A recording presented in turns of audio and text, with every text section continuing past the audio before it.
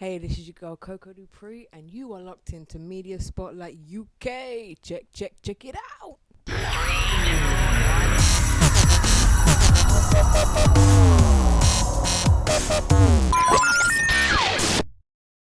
This is Media Spotlight UK. I'm your host, Jay Bills, and I'm happy to say that I'm in love with the Coco. It's Coco Dupree. How are you? Hey, I'm good, thank you. Yeah, no, how was that intro for you? That was great. Yeah. That was fantastic. never heard that one yet. Now, it'd be safe to say that you definitely don't take your name from OT Genesis. So tell us how you got your name and, where does your name come from? Well, obviously, oh gosh, growing up, my full name is, which I've never really expressed to anyone before in life, is Colleen. And Okay. from when I was a young girl, a lot of people could never really say my name fully. So the name Coco has kind of always been there because that's what they call me from when I was young. Yeah. And so I just thought, as I get older, I can just make it legal and just put that in.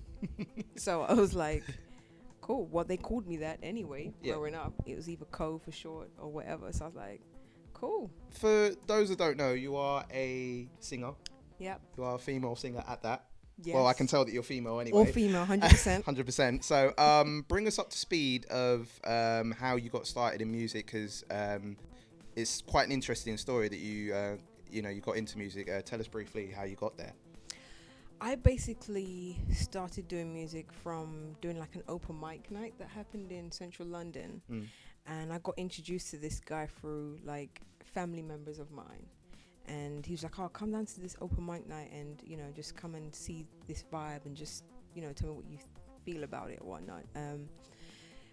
First of all, I'm a dancer first. So I used to be a professional dancer before I was singing. Okay, was it contemporary? No, it was street hip hop. Okay. But my whole family is basically multi-talented, my whole family. So I used to sing, but that was like in church from young age, like in the choirs and different things like that. But I never really had the confidence as much as I did dancing. So, we used to go to this open mic night. I used to really enjoy it. And my cousin introduced me to the main host, and he was like, oh, my cousin, she can sing, and he was like, come on, let me hear something. And I was just like, I look like a deer in the headlights. So I was like, no, I'm not singing.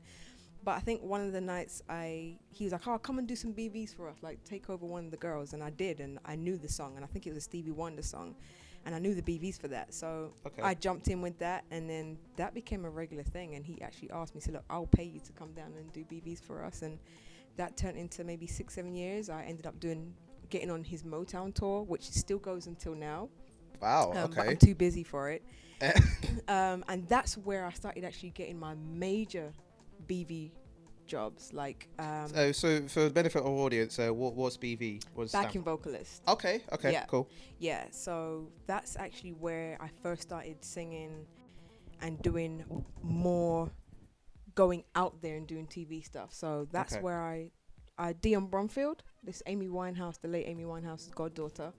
Wow. Yeah, okay. she was like the first artist that I actually ended up, doing songs with and going out there doing the radio and whatnot. And I ended up doing some stuff with Amy Winehouse, but that was like more live corporate gigs, which was That's good. still a big deal though. Like Amy Winehouse, she's one of the top artists in the UK. Yeah. Profound worldwide. Yeah. As a respected artist. I mean, wow, that must have been like overwhelming for you to meet such an inspiration like that.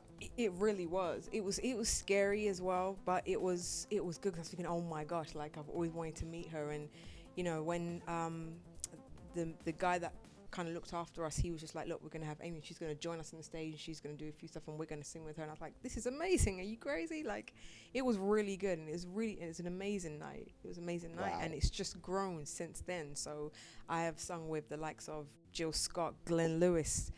This is all from this is all from this one night, and I've met so many up and coming artists. I even did BVs for Jessie J before she even got signed, and so it's crazy. Hold on. Sorry. We'll go back. Jessie J. Yeah, before she got signed.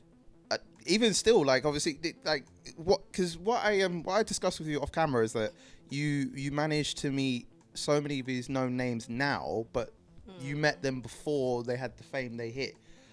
That's amazing. Just to go on real quick, about what are your musical influences? Who would be your musical influences? Like, obviously, you mentioned about Amy Winehouse. Are there other influences that impact on your music? Yeah, I pretty much like, I grew up within a Christian household, so Okay. I grew up listening to a lot of gospel. Okay. So gospel is my main foundation in terms of how I sing and how I write. Mm-hmm. But obviously, being able to listen to different music as I grew older and older, I listened to a lot of like Brandy growing up, Michael Jackson, you know.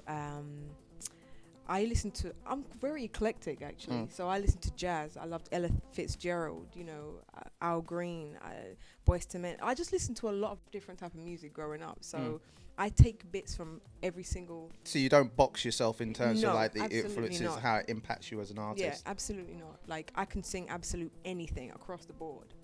Okay, so what if say an Afrobeats artist come up to you and say, I want you to, I don't know, to sing on a catchy, you know, funky sort of vibe? Would that be something you'd be willing to do as well? I've actually done it. Okay, all right. I've actually done that. Done a lot then. I've actually was a pleasure to do. Like, I just helped a friend out. You know, they said, "Oh, can you just come to the studio and put some vocals on a friend of mine?" So I was like, cool.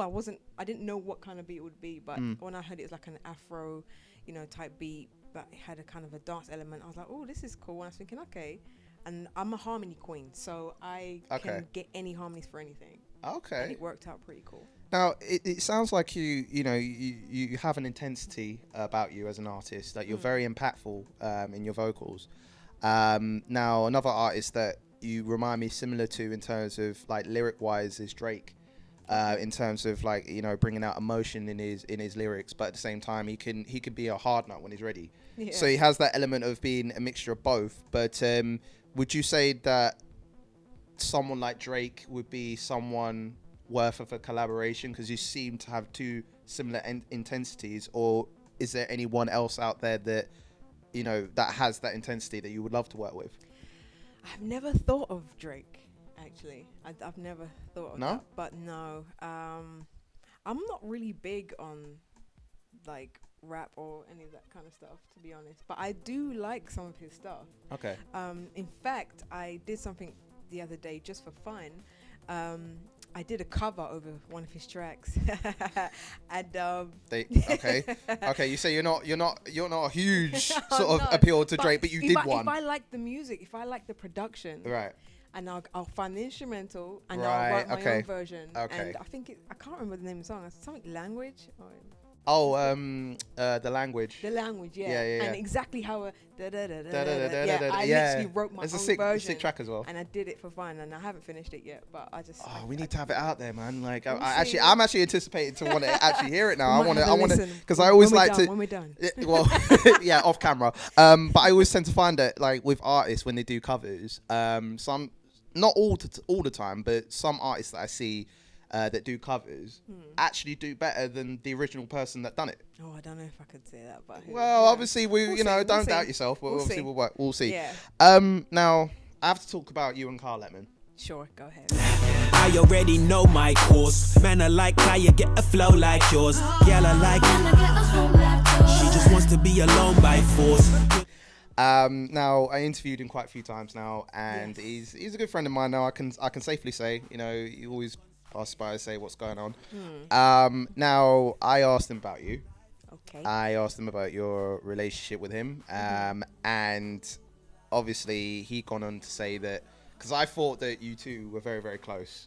We are close. No. I mean you are close, but I mean in a sense where, like, I thought it might have been more than what it was. Okay. I thought you might have been a couple. I thought you were the it couple, like, of the UK scene, you know. And he said to me that obviously we're strictly platonic, but where do you stand in terms of your relationship with Kyle? Like, how did you even meet Kyle in the first place?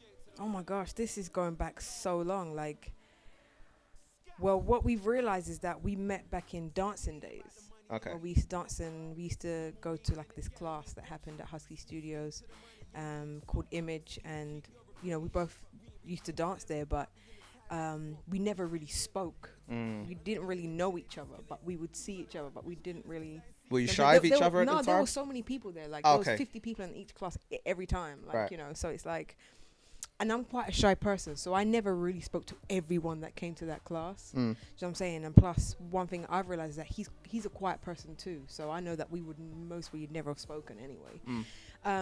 But what turned out was that he was in the group Fundamental that everyone knows. Everyone FDM, knows about that, yep. And my cousin is also in that group, Baby V. Right. Baby V, yes. So, you know, we're basically coming from what we used to call the School of Lace. Yeah, so it's like... He said the Mickey Mouse Club. It's the Mickey Mouse Club. Exactly. Yeah. And there's a bunch of us. Right. That he did mention as well. That come from that. That come from the core, know, yeah. And obviously I'm family with the people that kind of like generated that, you know. Right. So you've got Deanie Boy, who's my cousin also, and he's the one that used to like help them out a lot with their routines and moves and, you know, different, and putting them together and just basically cleaning them up. And, you know, and I used to go by sometimes and I would see them rehearsing at the hall and stuff like that. So, and we all knew each other, and there's other people that came from that, like Cherry V, and, you know, we all came from that. So, you know, we were all one tight knit. Do you know what I'm saying? So once I realized, like, oh my gosh, you from dance, like I remember you, and so, and this is going back. So it's like we realized like we know each other, but we never really spoke, you know, and we're both very quiet people. So I don't really see that you. I don't know. Like I mean, both of you have talked to me, and like it doesn't seem that you're very quiet people. Like you're very, very open and, you know, wanting to let things out. So I wouldn't assume you as like quiet, but not all the time though. No, of course. Like, I think like you make it sound as just like, wanting to blurt things out. You know, tumbleweed that goes from one end to the other, and then cowboy movies. You make it sound I like have my like moments. Especially when I go out, I'm very reserved and I'm very observant. Okay. So I'm pretty quiet when it comes to that. Like if I go somewhere, I'm very quiet. I'll be the one that you see in the corner of a club, just sitting down by myself, drinking, and I'm having a good time. Okay. I'm one of those people. So you're not one of them girls that when you go into the club, you don't like turn up and whatever. You literally just I'll sit in the corner, it's fine. Or do you have your moments where you just turn the F up, basically? That just all depends on my mood. That all depends on my mood, and it's really not often, to be honest. Right, okay. I'm a granny. Like, you know, even my younger sister, she's like, "You're such a grandma. Why don't you go out more? Why don't you do that?" And I'm like, "I'm getting old. I'm chilling. I'm just happy to sit here and just." How old are you, if I may ask? Never asked a lady her age. You know, well, I'm a different kettle of fish. I let things out in the open. Come on. Yeah. Okay, but you're young, so to say. Of course. Okay, so. Of course. So yeah. 20s? Yeah. Okay. That. All right. We'll run with that. We'll run with that.